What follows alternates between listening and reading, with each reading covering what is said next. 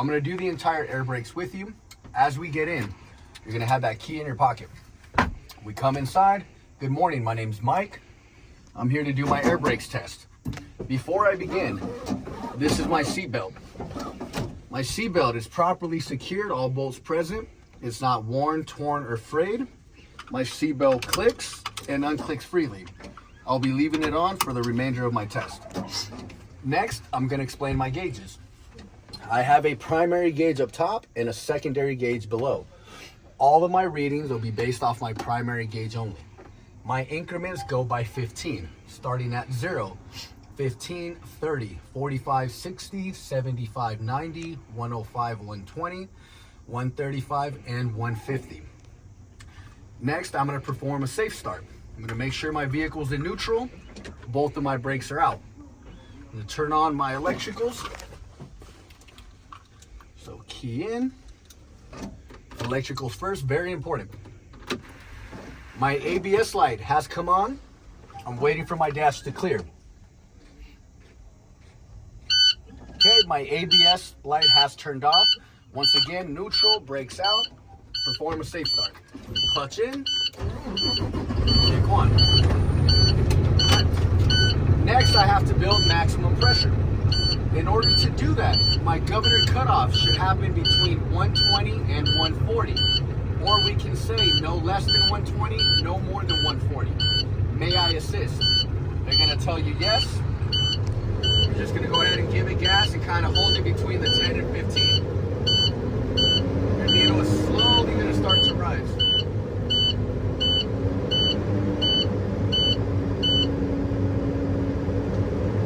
Now, once it hits 120, you're gonna hear the cutoff, the psh. Keep your foot on the gas just a little bit longer, and then wait for that needle to fully settle.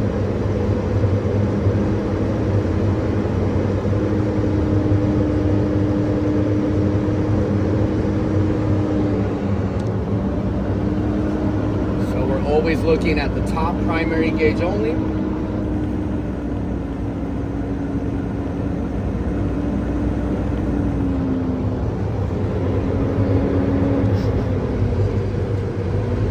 Then here you can ask them about their day, look at the stars. Just kill time.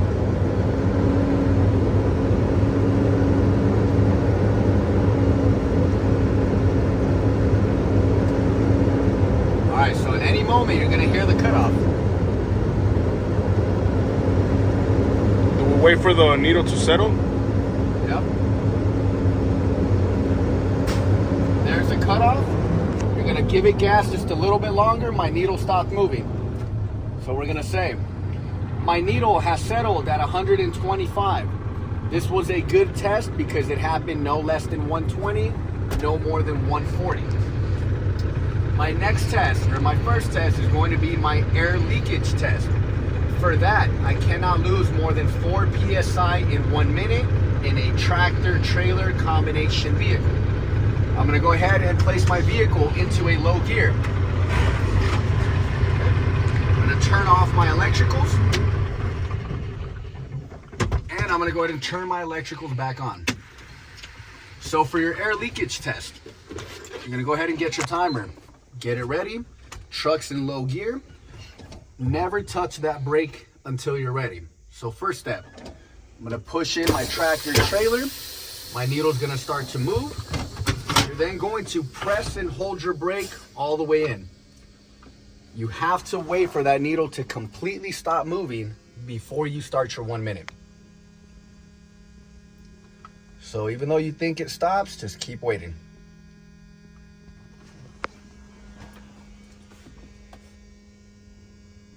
All right, my needle has settled at 103 PSI. Once again, I can't lose more than 4 PSI in 1 minute in a tractor-trailer combination vehicle. My minute starts now. I'll give you readings every 30 seconds. Now, when you're doing this, keep your leg deep. It's gonna cramp and tremble. Do not move your foot off the brake. We're gonna pretend 30 seconds went by. My needle is still at 103. Keep waiting, 1 minute. All right, my needle's at 102. I only lost 1 PSI.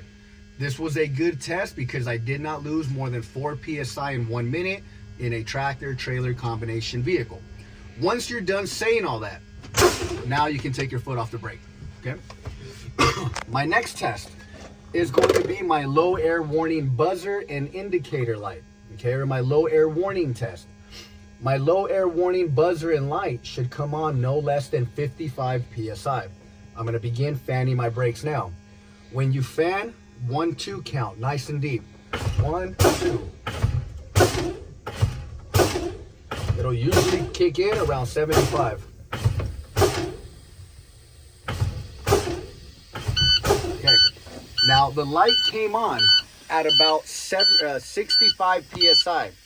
You are not gonna tell them where your needle stopped. You're gonna let them know where the needle was when that light came on. So again, my light and buzzer came on at 65 PSI. This was a good test because it happened no less than 55. My next test is my spring pop out test. My springs should pop out between 20 and 45 PSI. I'm gonna fan my brakes. Once again, when they pop out, you're gonna tell them where the needle was, not where it stopped, okay? So nice and deep until they both pop out.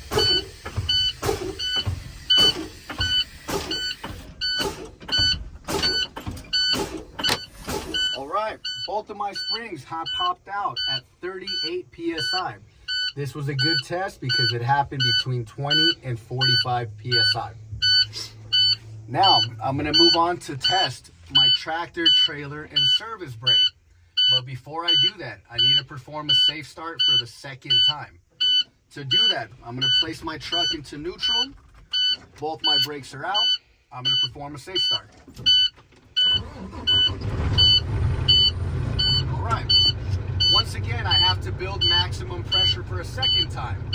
My cutoff should happen no less than 120, no more than 140. May I assist? Gonna say yes. It'll be the same thing you did in the beginning.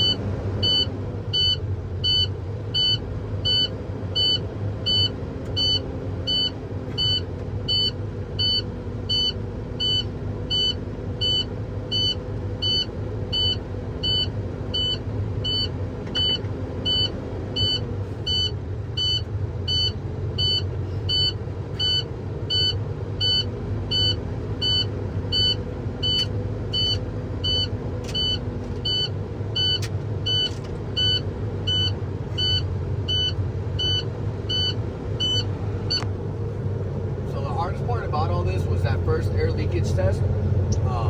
That's the one where, again, when you're doing it, 1, 2, and then brake. You just have to wait for that needle to settle. All right, when you practice it, you'll know the rest of it is easy because you're just fanning the brakes, waiting for the buzzer. Then the last part is you're fanning the brakes until they pop out. This next test that we do is called the tug test. So after you build that maximum pressure, we're gonna test each brake separately. Okay. Good thing is that in the manual, it's real easy to do it. You don't need to be getting off to take off the socks and all that. Just staying here. That's why you keep your seatbelt on. Very first thing, anytime you get out of your truck, if your truck is off, you always take the key with you. Anytime you get in, before you turn your truck on, you always put that seatbelt on. Sometimes I like to look at the examiner and say, hey, would you mind putting your seatbelt on while I perform my test? They'll always have it. But it's good practice for safety to you look and say, hey, would you mind putting your seatbelt on? Okay, so I'm almost at 120. We're gonna hear the cutoff.